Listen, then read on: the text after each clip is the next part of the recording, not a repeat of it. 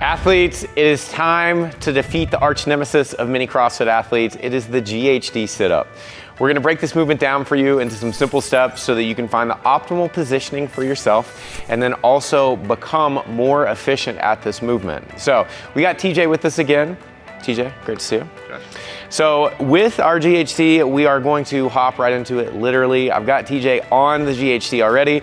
And before I have him start doing reps for us, I want you to see the setup that he has. He's got himself in a position to where his hips are slightly behind the apex of this pad. So you think about where your hamstrings and your glutes join in with each other. He's right on the other side of this pad. And then he's got his legs locked in with a slight bend in his knees. Now, to find this position for him, I'm actually gonna have his feet come out of the rollers. And what TJ's gonna do is that he's gonna sit on that pad in a place where he feels like if he scoots back any further without holding on, he will fall off the back of the GHD. So we found that position. He's adjusted his foot pad to match that position as well. And we've got that slight bend in his knees. Now, practicing this movement to figure out how we need to do this, we have to think about extending our legs as we sit up. And a fancy way of explaining this is you've got your rectus femoris that engages when you sit up. If you don't use your rectus femoris, it is all your core, and that's why when you do GHDs, you can't get out of bed the next day because you've done it the least efficient way possible. So what TJ's gonna do is he's gonna keep his hands by his side, and he's gonna go ahead and sit back to parallel, and then extend his legs as he sits up. He's gonna do that again, and one more, and relax. Now, this is a fantastic sub to put in classes when you have GHDs, so you can really practice the movement under duress, and then we can start working on getting back a little bit further and further with the range of motion. If you're unsure of what that leg extension feels like, literally lay down on the floor and try this. Sit up with straight legs, and then sit back down, or lay back down, bend your legs slightly, and then straighten those legs as you sit up, and you'll feel the assistance that you get in that second piece. I always like to say it's like Mulan, because you're popping up like daisies off the floor when you extend your legs. So next what we're gonna do is that we are going to go into our full GHD. Now, the full GHD setup, we've got the foot adjustment, which we have questions about.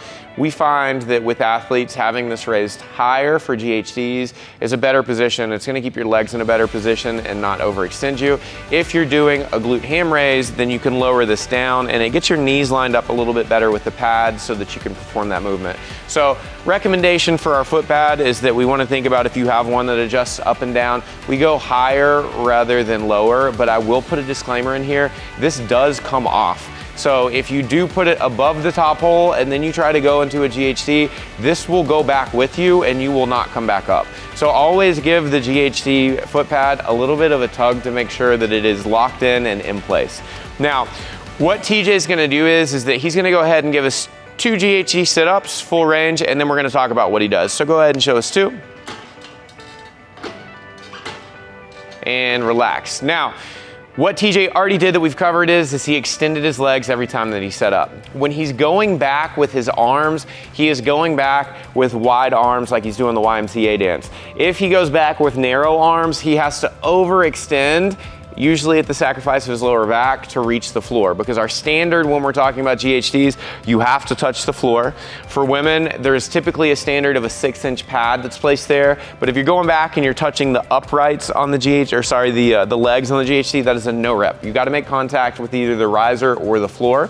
So the second thing that TJ does well is that he's gonna go ahead and lock back in.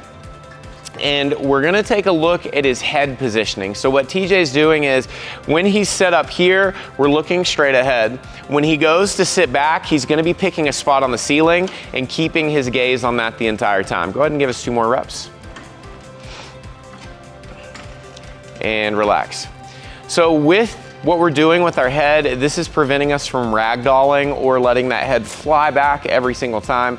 When you're doing GHDs, if you're somebody that suffers from headaches after you do these, it is either because you're letting that head sling back, or if you haven't checked our video out on breathing, you need to do that, because if you've watched that, you know when you're supposed to breathe on this, and I'm gonna give you a hint. It's when it gets hard, and it's always harder to sit up from a GHD, because many a time, I think we've all gotten stuck in the bottom of the GHD, and you gotta do the short pull to pull yourself back up into position. So what we're gonna do next is that we've combined our leg extension when we sit up. TJ's keeping a neutral head position by keeping his eyes on the ceiling.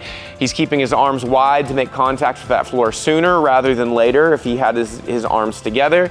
And then the last thing is that we're gonna think about the breathing that he's gonna do here. So TJ's gonna audibly breathe for us, not to make it weird, but so you can hear what he's doing. He's gonna breathe in at the top, he's gonna go back, and he breathes out as he sits up. And one more, and relax.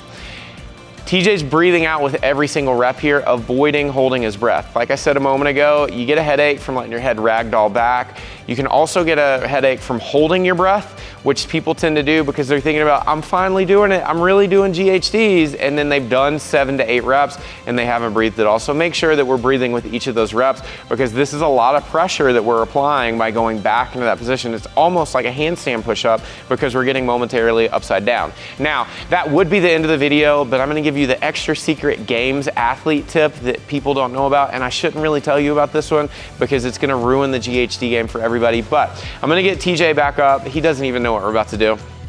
So there's 2 types of GHDs that I see when people are proficient at it. One is called the Frankenstein GHD, which is incorrect. What this looks like is the person is raising from the dead. They've got the Frankenstein arms as they come up. Go ahead and give us your best Frankenstein GHD. So we're gonna sit back and then we put our arms up just like that. They do this big wide arc. Give us one more. That big wide arc that we do does not assist us in the range of motion that we're traveling in. He's actually going away from that sit-up. What I'm gonna tell TJ to do this time is he's gonna touch the floor and he's gonna take his hands and literally throw them up his body so that his arms will continue or start the momentum that he has for the sit-up. We're gonna take a look at this and you're gonna see how much faster this is, hopefully. There we go, one more. Great, and relax. With GHDs, a very common mistake that people will do is, I call these piston GHDs. It's the same as piston toes to bar. It's really where you're not allowing yourself to use momentum through the movement to assist you in sitting up, and you're forcing every aspect of the range of motion. This type of GHD is seen when you see somebody like scoot the GHD down the floor, or if you're in the end of a workout and you're like 10 reps to go and the person next to you is on their GHD, you might utilize this for a strategy a very small amount of the time. But as always, we want to be really careful with GHDs because of rhabdo, and so we want to be as efficient as possible with this movement. And so I'm gonna have TJ show us what a piston GHD looks like. Again, this is not really what you want to do ever unless you're like on the last 10 reps of a workout and you're trying to beat somebody. Show us what this looks like. He slings himself back and he slings himself up and relax. So that is very inefficient. And I've had athletes in class that do this style and they're like, Coach, I don't know why I'm blowing up after 5 GHDs. And I'm telling them that when they're doing a GHD in this style, it's like doing a bicep curl and keeping your biceps flexed the entire time on the way up and the way down. So what we want to think about doing is that if you know those desk toys that people have and it's the 5 balls, we take one and we drop it and it swings. And it swings. It's the same thing that we're gonna use on the GHD. What TJ's gonna do is that he's gonna fall back with style like Buzz Lightyear, and we're gonna see this, and he'll use that stretch reflex to send himself back up. At the top of the GHD, he slows himself down to touch the pads, and then he falls right back into the next rep. So when you're doing this, if you find that you're an athlete that is proficient at GHDs, you feel like you've got the form down, but you burn out extremely quick, try taking a look at how you're letting yourself go back and come up. And this is what we always say, the same thing with our toes to bar.